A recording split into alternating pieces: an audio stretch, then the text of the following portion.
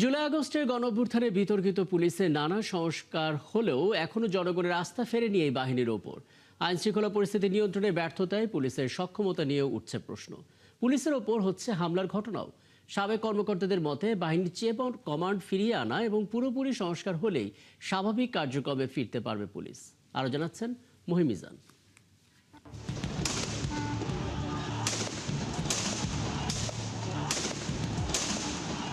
২৪শে July August ছাত্র জনতার আন্দোলন দমনে মরণাস্ত্র ব্যবহারে প্রশ্নবিদ্ধ হয় পুলিশ বাহিনী।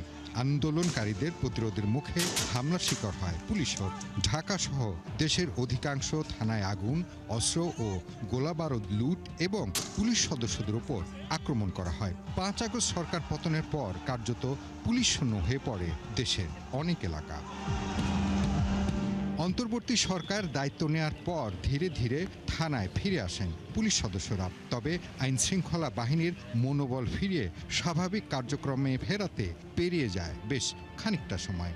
বাহিনীর বদনাম ঘোচাতে বদলানো হয় পোশাক, কিন্তু পুলিশের লুট হওয়া অস্ত্র ও গোলা বারুদের কিছুটা উদ্ধার হলেও অনেকের হাতে থেকে যাওয়ায় বাড়তে থাকে নানা অপরাধ। পুলিশের মনোবল যদি নিরপেক্ষভাবে আইন প্রয়োগ করতে না পারে তার মনোবল আপনি কেমনে পাবেন? ওদের প্রতি মুহূর্তে চিন্তা করবে যে এমপি সাহেব কি বলবে, জেলা পরিষদের প্রশাসক কি বলবে, মেয়র সাহেব কি বলবে। এখনো তো যে কোনো ইম্পর্টেন্ট ইস্যুতেই উপর দিকে তাকায় থাকে। অন্তর্বর্তী সরকারের সময় থেকেই পুলিশের সামনে স্বৈরাচারের দোষর সন্দেহে পিটিয়ে হত্যার ঘটনাও ঘটে। নির্বাচিত সরকার দায়িত্ব নেয়ার পর পরিস্থিতির কিছুটা উন্নতি হলেও এখনো আসামি ধরতে গিয়ে পুলিশের উপর হামলা, গুলি ও থানা থেকে আসামি ছিনিয়ে নেওয়া হচ্ছে। যেটা ইন্টারিমে ছিল যে ছাত্ররা সব ইস্যুতে পুলিশ যে কোনো আইন প্রয়োগ করতে গেলেই বাধা দিত। বিশ্লেষকদের মতে ৫ আগস্টের পর থেকে আইন শৃঙ্খলা পরিস্থিতি নিয়ন্ত্রণে বড় চ্যালেঞ্জের মুখে পুলিশ। এখনো পুরোপুরি কার্যকর হয়নি বাহিনীর চেইন অব কমান্ড।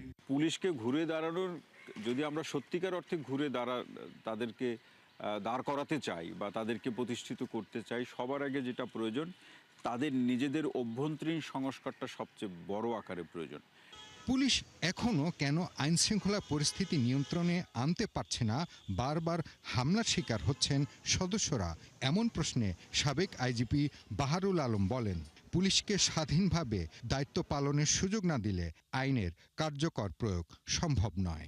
মামলা হইলে আমি অ্যারেস্ট করবো, তখন যদি এমপি সাহেব না এটা ধরা যাবে না, অথবা একটা মামলা দিয়ে ধরে ফেলেন, এই যে ডিকটেশন এগুলো বন্ধ করতে হবে।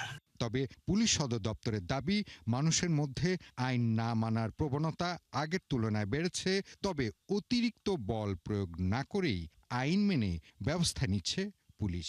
আমাদের সবার মধ্যে আইন মানার প্রবণতাটা একটু কম। আমরা যদি আইন মানার প্রবণতাটা যদি সচেতনতা বাড়াতে পারি, আমার মনে হয় এই জাতীয় সমস্যাগুলো হবে না। আর এই জাতীয় পরিস্থিতি, আইন শৃঙ্খলা রক্ষাকারী বাহিনী সাধারণত যে কোনো বল প্রয়োগ করতে পারে, কিন্তু অতিরিক্ত বল প্রয়োগ করাটা, এটা আমরা যে প্রশিক্ষণ তার সাথে যায় না। এই কারণে পরিস্থিতি, যেরকম পরিস্থিতি থাকুক, আমরা ন্যূনতম বল প্রয়োগে বিশ্বাসী, এবং সেই কারণেই যদি জনগণ একই সাথে আইন মানার প্রবণতাটা বাড়ে, আমার মনে হয় জাতীয় পরিস্থিতি আরও উন্নতি করা সম্ভব। পুলিশের এই কর্মকর্তার দাবি, নানা চ্যালেঞ্জ থাকলেও দেশের সামগ্রিক আইন শৃঙ্খলা পরিস্থিতি আগের তুলনায় খারাপ নয়। মহিম মিজান, ৭১, ঢাকা।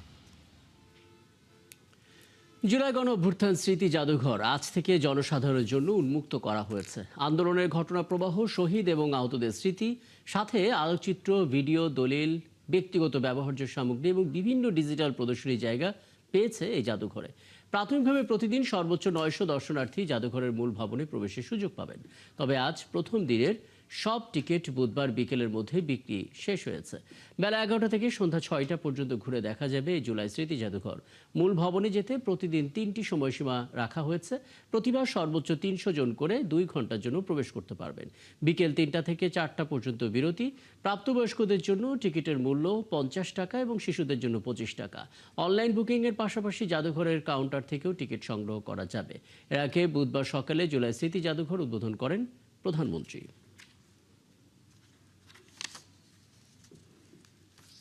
প্রথম দিনে এসে আর কি খুবই ভালো লাগতেছে। জুলাইয়ের ইতিহাসগুলো, ঘটনাগুলো নতুনভাবে অনুভব করব। আর এটা এই স্মৃতিগুলা সংরক্ষণ করা আমাদের সবারই দায়িত্ব। আর এটা আগামীর প্রজন্মের জন্য, যে নতুন প্রজন্ম তৈরি হচ্ছে ওনাদের জন্য এটা একটা ভালো উদ্যোগ, কারণ তারা ইতিহাস থেকে একটা শিক্ষা গ্রহণ করতে পারবে। আমরা জুলাই সময় ছাত্র জনতার মাধ্যমে তো দেশ জুলাই গণঅভ্যুত্থান হয়েছে, তো এটা বড় একটা যে গণভবনকে জুলাই স্মৃতি জাদুঘর হিসেবে রাখা হয়েছে। না হয় এই একটা স্মৃতি হিসেবে থাকবে আর কি পরবর্তী প্রজন্মের জন্য, না হয় এটা জাদুঘর হিসেবে যদি না রাখা হতো তাহলে পরবর্তী আবার এভাবেই ধারাবাহিক চলতে থাকতো। এটা পরবর্তীর জন্য অবশ্যই স্মৃতি হিসাবেই থাকবে। জুলাই গণঅভ্যুত্থান স্মৃতি জাদুঘরে ঠিক এই মুহূর্তে আছেন সহকর্মী মোহাইমিনুল খান অপু, যুক্ত হচ্ছেন আমাদের সঙ্গে। অপু, আমরা তো বলছিলাম এই যে আজকের দিনের সমস্ত টিকিটগুলো গেল বুধবারই বিক্রি হয়ে গেছে, সেই হিসেবে নিশ্চয়ই সকাল 11টা থেকে 300 জন করে দর্শনার্থী প্রবেশের সুযোগ পাচ্ছেন। কি বলছেন ঠিক এই মুহূর্তে কি চলছে, কার কি প্রতিক্রিয়া, একবার একটু শুনে নিতে চাই আপনার কাছ থেকে অপু।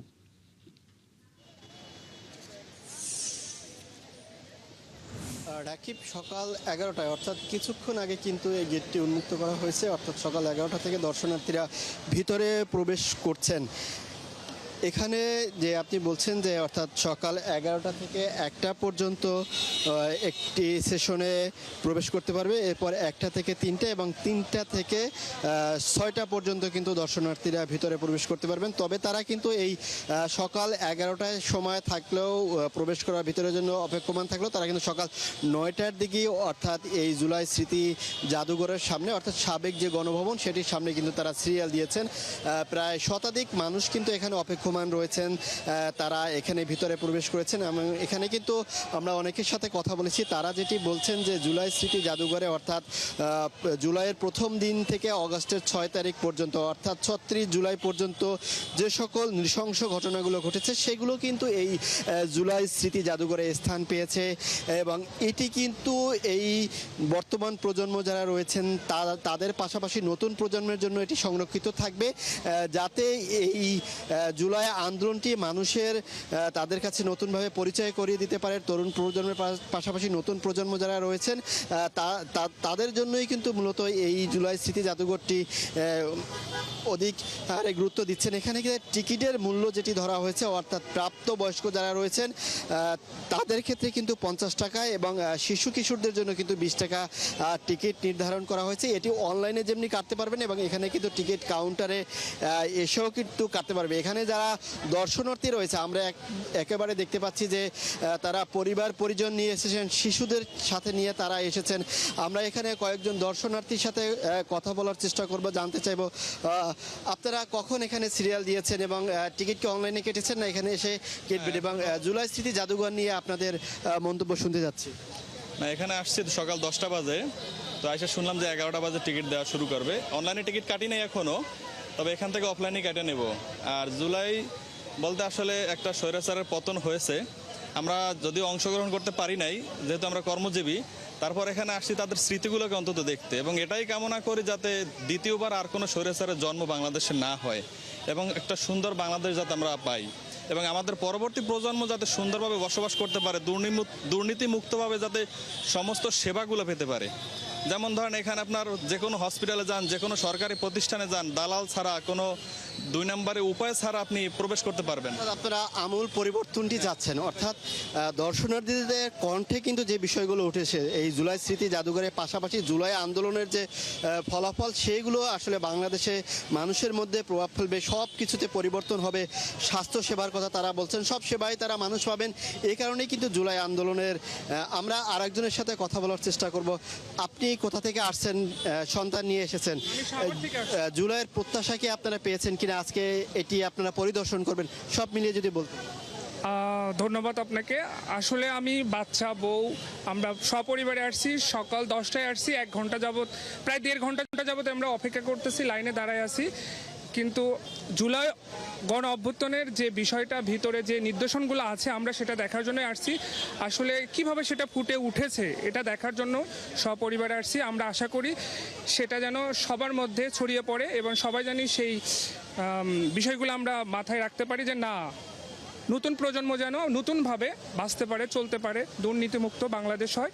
সেই বিষয়ে আমরা এটা দেখার জন্য যে নির্দেশনগুলো কিভাবে ফুটিয়ে তুলেছে বাংলাদেশ সরকার সেটা দেখার জন্য আমরা এখানে আসছি। ধন্যবাদ আপনাকে। আমরা এই যে পুরুষদের সাথে কথা বলছিলাম, পাশাপাশি নারী দর্শনার্থীর সংখ্যাও কিন্তু এখানে রয়েছে। আমরা কয়েকজন নারী দর্শনার্থীর সাথেও কথা বলবো। আমরা একটু ছোট করে জানতে চাইবো যে আপনি কোথা থেকে আসছেন, টিকিট পেয়েছেন কিনা, অনলাইনে কেটেছেন না এখানে কাটবেন? না টিকিট পাইনি, আমরা অনলাইনে না, এইভাবেই কাটবো। আজকে এটি পরিদর্শনে আসছেন প্রথম দিনই, আপনাদের প্রত্যাশা কি রয়েছে? আসলে জুলাইয়ের আকাঙ্ক্ষা কি পূরণ হয়েছে? হ্যাঁ, সেটা হয়েছে, কিন্তু এখনো অনেক কিছু বাকি আছে। তারা যেমনি বলছিলেন, আসলে নতুন প্রজন্মের কাছে এই জুলাই স্মৃতি জাদুঘরের মাধ্যমে জুলাই আন্দোলনে যে সকল নৃশংসতা ঘটেছিল, যেভাবে নতুন বাংলাদেশের সূচনা হয়েছে, সেইগুলো নতুন প্রজন্মের কাছে পরিচয় করিয়ে দিতে তারা কিন্তু তাদের শিশু সন্তান যারা রয়েছেন তাদেরকেও সাথে করে কিন্তু তারা নিয়ে এসেছেন। অর্থাৎ এই বৃষ্টির মধ্যেও কিন্তু তারা এখানে অপেক্ষমান রয়েছেন। অর্থাৎ সকাল 9টা থেকেই কিন্তু তারা এই জুলাই স্মৃতি জাদুঘরের সামনে কিন্তু তারা রয়েছেন এবং তারা কিন্তু অপেক্ষা করেন। তবে এই দীর্ঘ সিরিয়ালের এবং আপনার মাধ্যমে সেই ছবিটা আমরা দেখতে পাচ্ছি। মহামিনুল খান অপু, 11টা থেকে আসলে গেটটা খোলা হবে, কিন্তু সকাল 9টা থেকে তারা এখানে অবস্থান করছেন। অনলাইনে টিকিট কাটার সুযোগ থাকলেও তারা এখানে এসে টিকিটটা কাটতে চাচ্ছেন। পরিবার পরিজন নিয়ে উপস্থিত হয়েছেন বৈরী আবহাওয়ার মধ্যে, এবং আপনি তো আছেনই, নিশ্চয়ই আপনার মাধ্যমে পরবর্তীতে আরও কথা হবে এবং আরও দর্শনার্থীদের প্রতিক্রিয়া জানার সুযোগ হবে। সহকর্মী মহামিনুল খান উপযুক্ত হয়েছিলেন, জুলাই স্মৃতি জাদুঘরের সামনে থেকে বলছিলেন। এই জুলাই গণঅভ্যুত্থানে মানবতা বিরোধী অপরাধের অভিযোগে করা যে মামলা, সেই মামলায় কার্যক্রম নিষিদ্ধ আওয়ামী লীগের সাধারণ সম্পাদক ওবায়দুল কাদের সহ 7 আসামির বিরুদ্ধে দ্বিতীয় দিনের মতো যুক্তিতর্ক উপস্থাপন আজ। এর আগে মঙ্গলবার আন্তর্জাতিক অপরাধ ট্রাইব্যুনাল 2-এর চেয়ারম্যান বিচারপতি নজরুল ইসলামের নেতৃত্বে 3 সদস্যের বিচারিক প্যানেলে আসামিদের বিরুদ্ধে প্রথম দিনের যুক্তিতর্ক শুনানি হয়। আর 2রা আগস্ট রোববার শেষ হয় সাক্ষ্য গ্রহণ। তার আগে আদালতে কল রেকর্ড সাবমিট করে প্রসিকিউশন, এবং সেখানে সাদ্দাম ইনানকে সরাসরি ফোন করে শিক্ষার্থীদের উপর হামলার নির্দেশ দেন ওবায়দুল কাদের। ওই হামলার অন্য আসামিরা হলেন আওয়ামী লীগের যুগ্ম সাধারণ সম্পাদক আফম বাহাউদ্দিন নাসিম, মোহাম্মদ আলী আরাফাত, যুবলীগের সভাপতি শেখ ফজলে শামস পরশ এবং সাধারণ সম্পাদক মাইনুল হোসেন খান নিখিল সহ সভাপতি এবং সাধারণ সম্পাদক।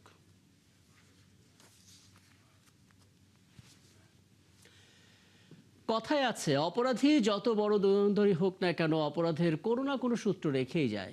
ঢাকার দক্ষিণখানে ঠিক এমনটাই ঘটেছে। ডেন্টিস্ট স্ত্রীকে হত্যার পর জানালার গ্রিল কেটে ডাকাতির নাটক সাজান স্বামী সোহেল রানা, কিন্তু শেষ রক্ষা হয়নি। জানালার কাছে পাওয়া যে জুতার ছাপ, সেই ছাপের সূত্র ধরেই গ্রেপ্তার হয়েছেন তিনি। পুরোটা জানাচ্ছেন সহকর্মী আশিক মাহমুদ। গত বৃহস্পতিবার বিকেলে দক্ষিণখানের একটি বাসা থেকে সারা রোকসানা পিনু নামের এই দন্ত চিকিৎসকের মরদেহ উদ্ধার করা হয়। প্রাথমিকভাবে জানা যায়, বাসার গ্রিল কেটে দুর্বৃত্তরা ভেতরে ঢুকে তাকে হত্যা করে ঘরের মালামাল লুটে নিয়ে গেছে। খবর পেয়ে ঘটনাস্থলে আসে পুলিশ ও সিআইডি সদস্যরা। শুরু হয় তদন্ত। এক পর্যায়ে গ্রিল কাটা জানালার ভেতরের বারান্দায় একটি জুতার ছাপ পায় সিআইডি। পরে বাসা থেকে উদ্ধার করা একজোড়া জুতার সাথে সেই ছাপের মিল পাওয়া যায়। তদন্ত সংশ্লিষ্টরা জানায়, জুতাটি ছিল নিহতের স্বামী সোহেল রানার। নিজের স্ত্রীকে হত্যা করে অন্যের উপর দায় চাপাতে এভাবে জানালার গ্রিল কেটে ফেলেছিলেন স্বামী, আর নাটক সাজানোর চেষ্টা করেছিলেন। গ্রিল কেটে দুর্বৃত্তরা ঘরের ভেতরে প্রবেশ করে তার স্ত্রীকে হত্যা করে লুটে নিয়ে গেছে মূল্যবান জিনিসপত্র। এত কিছুর পরেও শেষ রক্ষা হয়নি, ধরা পড়েছেন পুলিশের জালে। এই হত্যার ঘটনায় নিহতের বোন সারা সুলতানা পলি বাদী হয়ে রাজধানীর দক্ষিণখান থানায় মামলা দায়ের করেছেন, যাতে গ্রেপ্তার দেখানো হয়েছে পিনুর স্বামী সোহেল রানাকে। পিনুর বোনের দাবি, সোহেল রানা দীর্ঘদিন ধরে পরকীয়ায় আসক্ত। এসব নিয়ে প্রায়ই পিনুকে মারধর করতেন তিনি। ভাড়াটিয়া চলে গেছে তার যন্ত্রণায়, ভাড়াটিয়ার ওয়াইফের সাথে। এপ্রিলে আমার বোন একবার এমন আহত করছে মাইরা ওকে, তখন সে এই যে দক্ষিণ থানার মধ্যে তার জিডি করছে। তো একজনকে হত্যা করলে তো সর্বোচ্চ শাস্তি মৃত্যুদণ্ড, সেই মৃত্যুদণ্ডটাই আমি দেখতে চাই। পিনু হত্যাকাণ্ডের ঘটনায় তার স্বামী গ্রেপ্তার হওয়ার পর দক্ষিণখানের ফায়দাবাদ এলাকায় চাঞ্চল্যের সৃষ্টি হয়েছে। অনেকেই এই ঘটনাকে ন্যাক্কারজনক বলে আখ্যা দিয়েছেন। একটা স্ত্রী স্বামীর কাছে নিরাপত্তা, স্বামীর কাছে যদি নিরাপত্তাই না থাকে, তাহলে নারীরা কার কাছে নিরাপত্তা থাকবে? শুনলেই তো ডরাইতেছি যে স্বামী যদি মারা মানুষের মা বাপ ফালাই স্বামীর কাছে আছে, সেই স্বামী যদি মারা যাইব কোথায়? এখন আমি শুনছি, শুনি আমি তো শরীর কাঁপতেছে আমার কথা শুনি, বুঝছেন? এগুলি কি আমাদের এলাকার মাঝে কেমনি ঘটনা হলো, আমি তো আশ্চর্য লাগে। পুলিশ বলছে শুরু থেকেই পিনুর স্বামীর কথাবার্তায় অসঙ্গতি পাওয়া গেছে। তাছাড়া গ্রিল কাটা জানালার কাছে শুধু তারই জুতার ছাপ মিলেছে। এসব বিষয়ে পিনুর স্বামী সোহেল রানাকে রিমান্ডে এনে জিজ্ঞাসাবাদ করা হচ্ছে। ভিতরে যখন আমরা চেষ্টা করছিলাম তখন ভিতরে একটা আপনার জুতার ছাপ পাওয়া যায়। এই জুতার ছাপটা আমরা করতে করতে আমরা ট্রেস করি যে ওনাকে জিজ্ঞেস করি যে এই জুতার ছাপটা তো আমার পাশে একটা জুতা ছিল, এক জোড়া জুতা, বলে এই জুতা কার? তো আমাদের জুতা ছিল তো ওনার সাথে মিলে যায় আর কি জুতার বিষয়টা। একটাই মাত্র জুতার ছাপ। যদি এখানে কয়েকজন আসতো বা তাদের কয়েকটা ছাপ পাওয়া যেত তাহলে ভিতর জিনিসটা একটু কোশ্চেন এটা এরাইজ আমাদের কাছে কোশ্চেন হয়ে দাঁড়াইছে যে বিষয়টা যে জুতার ছাপটা বাইরে কেন, ভিতরে কেন, বাইরে কেন জুতার ছাপ নাই? তার জুতার ছাপটা তো ওনারই, ওনার হাজব্যান্ডেরই। ওনার বক্তব্য আমরা রেকর্ড আছে, ওনার বক্তব্য যেগুলি বলছে এগুলি আমরা মিলানোর চেষ্টা করছি, কিন্তু বক্তব্যের মধ্যে অমিল পাওয়ার যার কারণেই ওনাকে আপনার গ্রেপ্তার করা হয়েছে আর কি। প্যাকেটগুলো সব পাওয়া যাচ্ছে এখনো আমরা। সোহেল রানা উত্তরার একটি ডেভেলপার প্রতিষ্ঠানে চাকরি করেন। সবার দাবি হত্যাকাণ্ডের সঠিক তদন্ত করে দোষীদের দৃষ্টান্তমূলক শাস্তি নিশ্চিত করা হোক। আশিক মাহমুদ, ৭১, ঢাকা। বিদ্যুতের বাড়তি বিল, গ্যাস সংকট এবং দ্রব্যমূল্যের ঊর্ধ্বগতি সহ নানা ইস্যুতে রাজধানীর মুক্তাঙ্গনে অবস্থান কর্মসূচি পালন করছে 11 দলীয় ঐক্য, এবং সেখানে আছেন সহকর্মী রাশেদ আরিস, যুক্ত হচ্ছেন আমাদের সঙ্গে। রাশেদ, অবস্থান কর্মসূচির খবর আমরা জেনেছি এবং নিশ্চয়ই নেতাকর্মীরা সেখানে উপস্থিত হয়েছেন। এখনো পর্যন্ত কথা বলা শুরু করেছেন কিনা যদি বলে থাকেন, কার কি বক্তব্য একটু জানতে চাই এবং সার্বিক চিত্রটা আমাদেরকে একটু ধারণা দেবেন।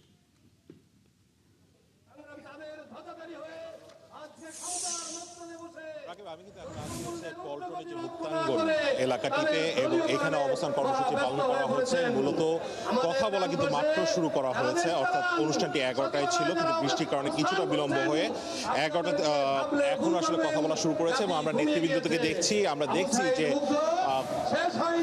11 দলীয় ঐক্যে যারা শীর্ষস্থানীয় নেতৃবৃন্দ রয়েছেন তারা কিন্তু এখানে উপস্থিত হয়েছেন। আমরা জামাত ইসলামের সেক্রেটারিকে দেখছি, আমরা দেখছি রাশেদ খানকে, আমরা দেখছি হামিদুর রহমান আজাদকে, মিয়া গোলাম পারোয়ার উনিও এসেছেন, এবং তারা কিন্তু নানাবিধ যেই কর্মসূচিগুলো রয়েছে বা নানাবিধ যে দাবিগুলো রয়েছে সেই দাবিগুলো নিয়ে কর্মসূচি রেখেছেন। মূলত জাতীয় তেল, গ্যাস সংকট, বিদ্যুতের ভুতুরে বিল ও মূল্য বৃদ্ধি, আইন শৃঙ্খলার চরম অবনতি ও নিত্য প্রয়োজনীয় দ্রব্যমূল্যে দাগামহীন ঊর্ধ্বগতির প্রতিবাদে কিন্তু তারা এই অবস্থান কর্মসূচি ডেকেছেন। এবং এই অবস্থান কর্মসূচি নিয়ে তারা তাদের অবস্থায় অনড় থাকবেন বলেও জানিয়েছেন কিছুক্ষণ আগে যখন বক্তারা বলছিলেন, এবং সামনে কিন্তু আরো কঠোর কর্মসূচি আসবেন। এখানে মূলত যারা এসেছেন, আমরা মঞ্চে বক্তব্য শুনছি, কিন্তু আমার আশেপাশে যারা এই যে অবস্থান কর্মসূচিতে অংশ নিয়েছেন তাদের দু একজনের সাথে যদি আমি কথা বলার চেষ্টা করি। আপনারা এখানে অবস্থান কর্মসূচি পালন করছেন কেন? তেল, গ্যাস এবং নিত্য প্রয়োজনীয় দ্রব্যের ঊর্ধ্বগতির কারণে মানুষের জীবন যাত্রা এখন অনেক ব্যয়বহুল হয়ে গেছে, এবং আমরা যে 24-এর আন্দোলনের পরে, ফ্যাসিস্টকে বিতরণের পরে আমরা যেভাবে একটি বৈষম্যমুক্ত সরকার আমরা চেয়েছি, একটি নির্বাচনের পরেও কিন্তু সরকার নির্বাচিত হলেও কিন্তু তারা লাগামহীনভাবে তেল, গ্যাস এবং নিত্য প্রয়োজনীয় দ্রব্যের ঊর্ধ্বগতি তো হচ্ছেই, তার সাথে সাথে এখন বিভিন্ন অঞ্চলে কোনো গ্যাস পাওয়া যাচ্ছে না। তার মানে হচ্ছে আপনি বলছেন যে নতুন সরকার, নির্বাচিত সরকার আসার পরও যে লাগামহীনভাবে বাড়ছে দ্রব্যমূল্যের দাম এবং তেল গ্যাস, সেটি নিয়ে আসলে আপনারা প্রতিবাদ কর্মসূচি করছেন। আমি যদি একটু আপনার সাথে কথা বলি, আপনারা অবস্থান কর্মসূচি করছেন, সামনে আসলে আপনাদের অ্যাক্টিভিটিস কি থাকবে? আসলে আমরা ঢাকায় যারা থাকি, ঢাকা আমাদের জীবনটা দুর্বিষহ হয়ে যাচ্ছে। গ্যাসের অভাব, বিদ্যুতের অভাব, আইন শৃঙ্খলা পরিস্থিতির অবনতি, সব মিলিয়ে একটা মারাত্মক এক কঠিন অবস্থার মধ্যে আমাদের জীবনটা যাচ্ছে। একটি নির্বাচিত সরকারের ওয়াদা ছিল যে তারা গ্যাসের দাম কমাবে, বিদ্যুতের দাম কমাবে, সরবরাহ অ্যাভেলেবেল করবে, আইন শৃঙ্খলা পরিস্থিতিটা উন্নত হবে। কিন্তু আমরা দেখলাম ফ্যাসিস্ট সরকার তো নতুন, মাত্র 5 মাস হলো। জি, সরকার নতুন, কিন্তু সরকারের সাপোর্টার তো আছে অনেক। কিন্তু সরকার কেন গ্যাসের সরবরাহ কমিয়ে দিচ্ছে অথচ দাম বাড়িয়ে দিচ্ছে? বিদ্যুতের সরবরাহ নাই, বিদ্যুতের বারবার লোডশেডিং হচ্ছে, আইন শৃঙ্খলা পরিস্থিতি চরমভাবে অবনতি। আপনারা চান যে এটি নিয়ন্ত্রণে থাকুক? যে আমরা চাই যে সরবরাহ অব্যাহত থাকুক এবং গ্যাসের দর যেন কমানো হয় এবং বিদ্যুতের দর যেন কমানো হয়, আইন শৃঙ্খলা পরিস্থিতি যেন ভালো হয়। বিশেষ করে বিশ্ববিদ্যালয়গুলোতে যেভাবে সন্ত্রাসী কার্যক্রম মাথাচাড়া দিয়ে উঠেছে, সরকারের ভাবমূর্তি ক্ষুণ্ণ হচ্ছে। আমরা চাই সরকার স্বাভাবিকভাবে কার্যক্রম পরিচালনা করুক, এগুলোকে সরকার কঠিনভাবে নিয়ন্ত্রণ করুক। এটাই আমাদের চাওয়া। রাকিব আপনি শুনছিলেন, মূলত কিন্তু তারা বলছেন যে তারা সরকারের যে ঊর্ধ্বগতি দ্রব্যমূল্যের দাম, তেল, গ্যাস, সেগুলো নিয়ন্ত্রণে হোক সেটি চাচ্ছেন, এবং যে ক্যাম্পাসগুলোতে সন্ত্রাসী কার্যক্রম হচ্ছে সেগুলো যাতে নিয়ন্ত্রণ হোক এবং সরকার তার কার্যক্রম পরিচালনা করুন, সেটি কিন্তু আসলে এখানে যারা অবস্থান কর্মসূচি করতে এসেছেন তাদের চাওয়া।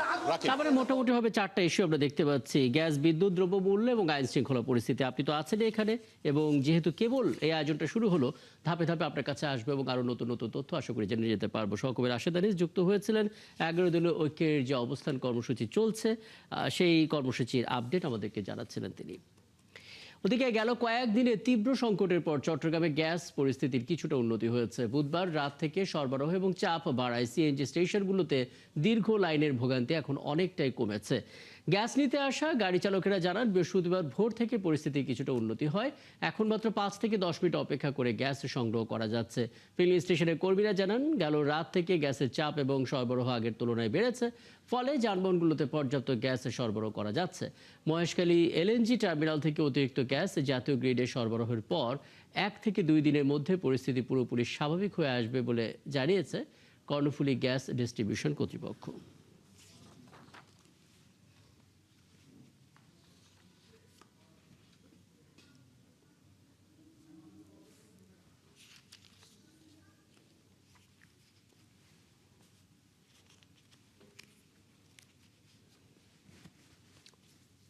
লাইনে দাঁড়াতে হয় নাই, এখন নিয়ে ফেলছে আলহামদুলিল্লাহ। এখন হয়তো স্বাভাবিকভাবে হয়েছে। আমি 3-4 দিনের মধ্যে 6-7 হাজার টাকা এমনি তেলে জ্বলাই ফেলছি। ভোর 4টার দিকে মানে একদম ফ্রি হয়ে গেছে, গাড়ি আর ছিল না। এমনি প্রেশারও ঠিক আছে, মোটামুটি সব পাম্প খালি আছে। প্রবলেম দেখে আসে নাই গত কয়েকদিন, তেলেই চালাইছি। আজকে লাইন কম দেখে আসলাম, তো আজকে তেমন একটা লাইন পাই নাই।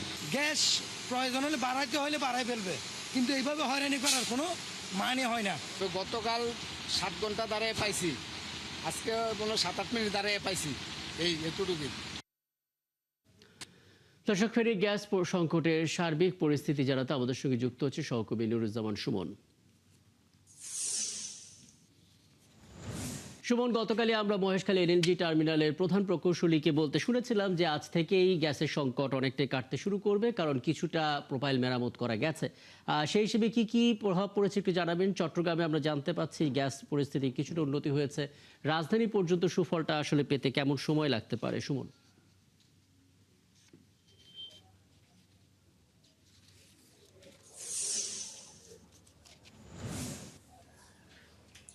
রাকিব, আমি শুরুতে একটা সংশোধন করছি, আমি ফেনী থেকে সংযুক্ত হয়েছি।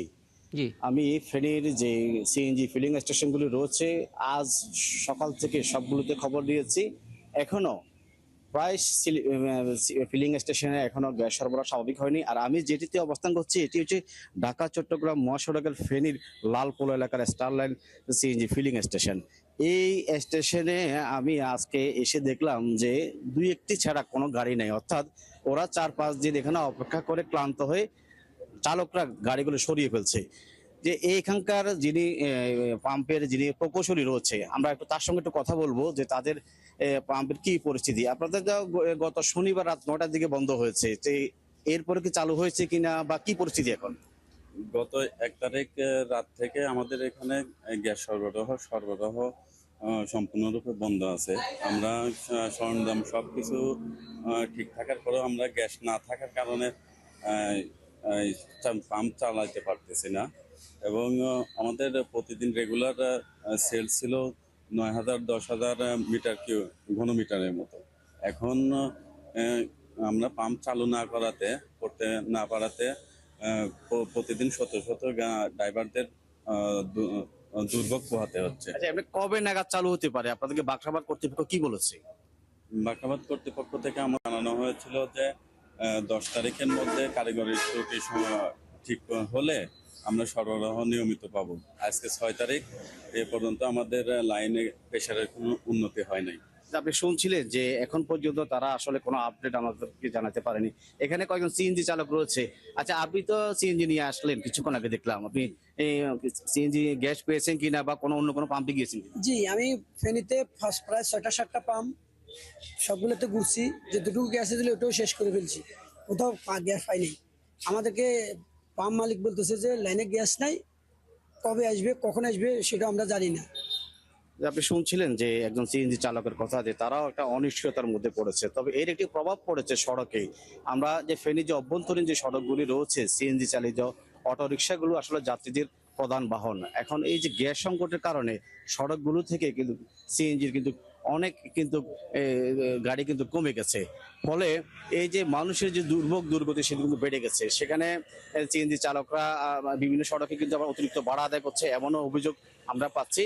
তো সবকিছু মিলে এখন পর্যন্ত খুব বেশি আপডেট কিন্তু নেই। তবে কিছুক্ষণ আগে আমরা বাখরাবাদে কথা বলেছিলাম, সেখানকার ম্যানেজার বলেছেন যে তাদের কাছে এখন পর্যন্ত আগের যে তথ্য সেই তথ্যই রয়েছে। হ্যাঁ, কবে এবং নাগাদ আপনার সরবরাহ মাধ্যমে স্বাভাবিক হবে সেটি আমাদেরকে বলতে সেই পারেন। ছবিটাও দেখতে পাচ্ছি নুরুজ্জামান সুমন। এখন পর্যন্ত ফিলিং স্টেশন অনেকটাই কার্যত ফাঁকা, যদিও চট্টগ্রামের পরিস্থিতি কিছুটা ভালো। এবং এখনকার আপডেট হচ্ছে যে কর্ণফুলী যেই টানেল, সেই মহেশখালী টানেলটা আসলে ধীরে ধীরে ঠিক হওয়া শুরু করেছে, এবং আপনার কাছ থেকে সেটারও আপডেট পরবর্তীতে আশা করে জানতে পারবো। সহকর্মী নুরুজ্জামান সুমন যুক্ত হয়েছিলেন, ফেনীর গ্যাস পরিস্থিতি নিয়ে আমাদের সঙ্গে বলছিলেন।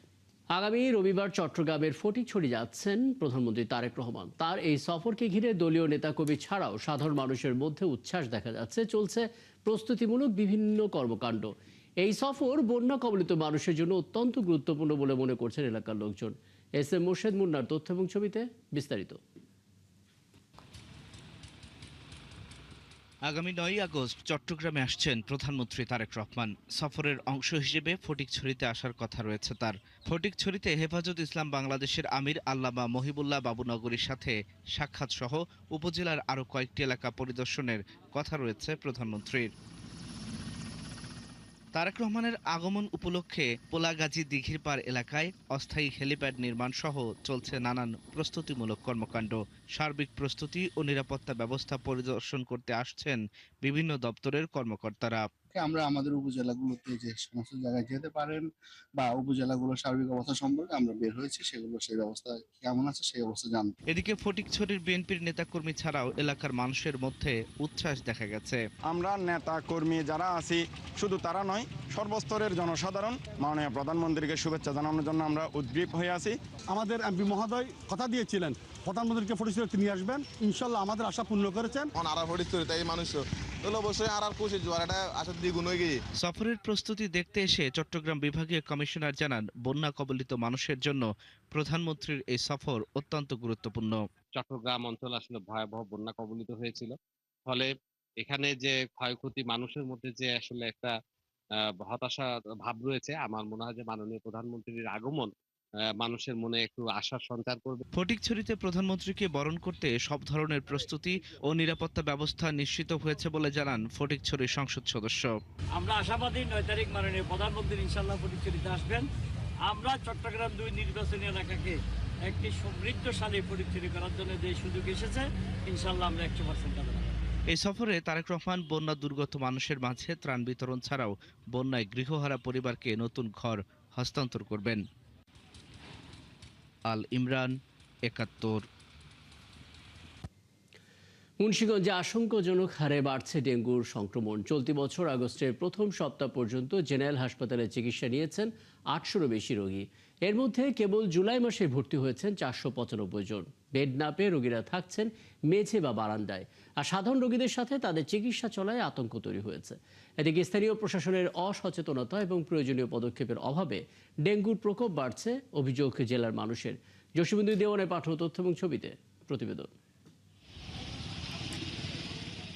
মুন্সিগঞ্জ জেনারেল হাসপাতালে চলতি বছরের প্রথম 6 মাসে ডেঙ্গু রোগী ভর্তি হয়েছে 375 জন। আর শুধু জুলাই মাসে সেই সংখ্যা দাঁড়িয়েছে 495 জন। এই পরিসংখ্যানে স্পষ্ট হয়ে ওঠে জেলায় ডেঙ্গু পরিস্থিতি কতটা ভয়াবহ। দিন দিন রোগীর চাপ বাড়ছে হাসপাতালটিতে। অতিরিক্ত চাপে তাই ডেঙ্গু ওয়ার্ডে আসন সংকট তৈরি হয়েছে, যে কারণে মেঝে সহ অন্যান্য সাধারণ রোগীদের পাশেই দেওয়া হচ্ছে ডেঙ্গু রোগীদের চিকিৎসা। আমাদের বাচ্চা যে 10 মাস হয়েছে বয়স, ডেঙ্গুতে আসছে, এই যে ডেঙ্গু রোগী, এই যে আমি ডায়াবেটিসের রোগী, সবই এক লগে। এটি কেমন ব্যবহার, কেমন হাসপাতাল? পরে এসে আমি টেস্ট করাইছি, তারপর আমার ইমার্জেন্সি টেস্ট করানোর পর রক্ত পরীক্ষা করার পরে আমার ডেঙ্গু ধরা পড়ে। রোগী ও স্বজনদের অভিযোগ, ডেঙ্গু প্রতিরোধে কার্যকর কোনো পদক্ষেপ নেওয়া হচ্ছে না। এছাড়া হাসপাতালের ভেতরে ও বাইরে ডেঙ্গুর জীবাণু ও লার্ভা বিস্তারের অনুকূল পরিবেশ থাকলেও তা কর্তৃপক্ষের নজরে আসছে না। ডেঙ্গুর কোনো নেই, পরিবেশ নেই। আপনাকে কোনো আছে না যে সরকার থেকে কোনো একটা চাপ নিব ডেঙ্গু রোগের, কোনো এটারও কোনো সিস্টেম নাই। বাথরুম একবারে অনেকই খারাপ, তারপরে কোনোটাই সিটকেরি নাই, একটা কল নোংরা অনেক। কল পার গেলে বমি, রোগী গোসল করতে পারে না, তবে শুধু হাসপাতাল কেন্দ্রিক নয়, জেলা জুড়ে অনিয়ন্ত্রিত ময়লা আবর্জনা ও লার্ভা প্রজননের পরিবেশ তৈরি হওয়ায় আতঙ্কে সাধারণ মানুষ। সারা জেলায় ভরে এই ময়লা আবর্জনা যখন তখন মানুষ যেখানে সেখানে ফেলাইতেছে। এই ফেলানোর জন্য ঘরে ঘরে ডেঙ্গু, পাড়া মহল্লায় ডেঙ্গুতে ভরে গেছে।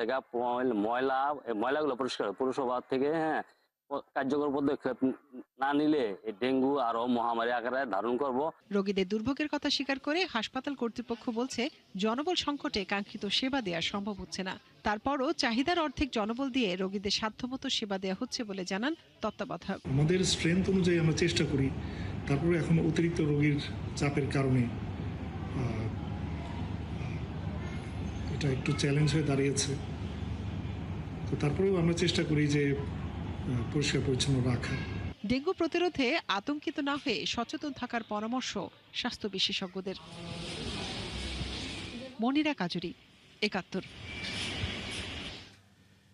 লক্ষ্মীপুরে চরাঞ্চলের মানুষের জরুরি চিকিৎসা সেবায় বরাদ্দ ওয়াটার অ্যাম্বুলেন্স কোনো কাজেই আসেনি। এলাকাবাসীর অভিযোগ, একদিনের জন্যও এই অ্যাম্বুলেন্সে রোগী বহন করা হয়নি। প্রথমে রাজনৈতিক কাজে ব্যবহার হয়েছে, পরে সমালোচনার মুখে সেটি সরিয়ে একটি খালে ফেলে রাখা হয়। এরপর আর ব্যবহার হয়নি। আতরওয়ান মনিরের তথ্য এবং ছবিতে বিস্তারিত। ওয়াটার অ্যাম্বুলেন্সটি লক্ষ্মীপুরের উপকূলীয় চর আব্দুল্লাহ ও আশেপাশের চরের মানুষের জরুরি চিকিৎসা সেবা নিশ্চিতে আনা হয়েছিল। চালকের বেতন, রক্ষণাবেক্ষণ, মেরামত ও পরিচালন ব্যয় মিলিয়ে এটি ছিল প্রায় অর্ধ কোটি টাকার প্রকল্প। অথচ ৩ বছর ধরে এটি পরিত্যক্ত অবস্থায় পড়ে রয়েছে। এলাকাবাসীর অভিযোগ, অব্যবস্থাপনা ও তদারকির অভাবে এই প্রকল্পের কোনো ফল পাননি চরাঞ্চলের মানুষ। ৩ বছর ধরে এটি খালে পড়ে থেকে এখন এটি লোহার স্তূপে পরিণত হয়েছে। বসে রয়েছে, কোনো রোগীরও খবর নাই আর চালুও না, আমরা এমনি বসে রয়েছি। এটার কিছু পাইতেছি না। আমরা গ্রাম পুলিশ ৫ জন এখানে ডিউটি করতেছি, আঙ্গ কোনো খাওয়া নাই, দাওয়া নাই, এটা কোথায়ও জানা, এটা অনেক কষ্ট করতেছি। লোকজন বলছেন, অ্যাম্বুলেন্সটি চালু থাকলে গরিব মানুষের অনেক উপকার হতো। উপকূলবাসীর দাবি, ওয়াটার অ্যাম্বুলেন্সের পরিবর্তে এই নৌ রুটে নিয়মিত সি ট্রাক বা নির্ভরযোগ্য নৌযান চালু করা হলে সাধারণ মানুষ বেশি উপকৃত হতো। এই জিনিসটা সরকার দিচ্ছে উপকারের জন্য। যদি মানুষ চরে লোক না আসে, যদি ঊর্ধ্বতম কর্তৃপক্ষ যদি একবার টিম নিয়ে যায়, ওষুধ নিয়ে যায়, তাহলে অনেক উপকার হয় দেশের মানুষের। কিন্তু জিনিসটা যেন পরিপরি নষ্ট হয়ে যেতেছে। সরকারের কাছে আকুল আবেদন এবং আমাদের এবিএম আশাউদ্দিন নিজাম হুইফের কাছে আবেদন, আমাদের এখানে জরুরি ভিত্তিতে যেন একটা সিটাক দেওয়ার জন্য। এ ব্যাপারে এলাকার সংসদ সদস্য বলছেন, কার স্বার্থে প্রকল্পে অবহেলা ও অনিয়ম তা চিহ্নিত করতে হবে। তাদের বিরুদ্ধে প্রয়োজনীয় আইনগত ব্যবস্থা নিতে হবে। তো জেলা প্রশাসক মহোদয়ের আন্ডারে এটা আমি মনে করি উনি একজন সৎ মানুষ, যতটুকু আমার নলেজে আছে এটা একটা তদন্ত করে অতি দ্রুত যারা এখানে দোষী তাদের বিরুদ্ধে একটা ব্যবস্থা নেওয়া। মানুষের জীবন বাঁচানোর উদ্দেশ্যে আনা ওয়াটার অ্যাম্বুলেন্সটি এখন নিজেই উদ্ধার পাওয়ার অপেক্ষায় আছে। আল ইমরান, ৭১। আজ ২২শে শ্রাবণ, বিশ্বকবি রবীন্দ্রনাথ ঠাকুরের প্রয়াণ তিথি। জীবনভর মৃত্যুকে নিত্যধারা প্রাণের মতোই সত্য জেনেছেন তিনি। মৃত্যু যেন তাঁর কাছে অসীমের পানে ধাওয়া, সেথায় নেই কোনো বিচ্ছেদ। প্রয়াণ দিবসে তার মৃত্যু ভাবনার কথা জানাচ্ছেন পার্থ সঞ্জয়। জীবন মরণের সীমানা ছাড়ায়ে বন্ধু হে আমার। মৃত্যুময় পৃথিবীতে ম্রিয়মান বিষাদের বিপরীতে নিত্যধারা প্রাণের মতোই সত্য জেনেছেন মৃত্যুকে। জীবন ১৩ বছর বয়সে মায়ের মৃত্যু, ২৪ বছর বয়সে কাদম্বরী দেবীর মৃত্যু, আরো পরে স্ত্রীর, কিংবা সন্তানের অকাল প্রয়াণ। রবীন্দ্রনাথের জীবনে অশ্রুর দীর্ঘ মালার মতো গেঁথে গিয়েছিল মৃত্যু। এতগুলো মৃত্যু তার জীবনে এসেছে এবং মৃত্যুকে তিনি আসলে জীবনের আরেকটি রূপে অনুধাবন করেছেন, যে জীবন এবং মৃত্যু, আবার জীবন মৃত্যু একটা যেন অনন্ত ধারা। মরণরে তুহু মম শ্যাম সমান, শ্যাম অর্থাৎ তার প্রিয়তমের মতো তাকে আলিঙ্গন করবেন অথবা তাকে জড়িয়ে ধরতে পারেন, এরকম শ্যামের মতো মৃত্যুকে ভাবতে পেরেছেন কজন কবি। তার হাত ধরে এগিয়ে যেতে চাইছেন। শুধু তোমার বাণী নয় গো হে বন্ধু হে প্রিয়, মাঝে মাঝে প্রাণে তোমার পরশখানি দিও। মৃত্যুশোকে অকপট বলেছেন, আমি নির্লিপ্ত হয়ে দাঁড়ায়া মরণের। চলছে সংবাদ সংযোগ, সরাসরি সংবাদ অনুষ্ঠান দেখতে চোখ রাখুন একাত্তরের ফেসবুক পেজে এবং সাবস্ক্রাইব করুন একাত্তর ইউটিউব চ্যানেল। থাকুন একাত্তরের সাথে।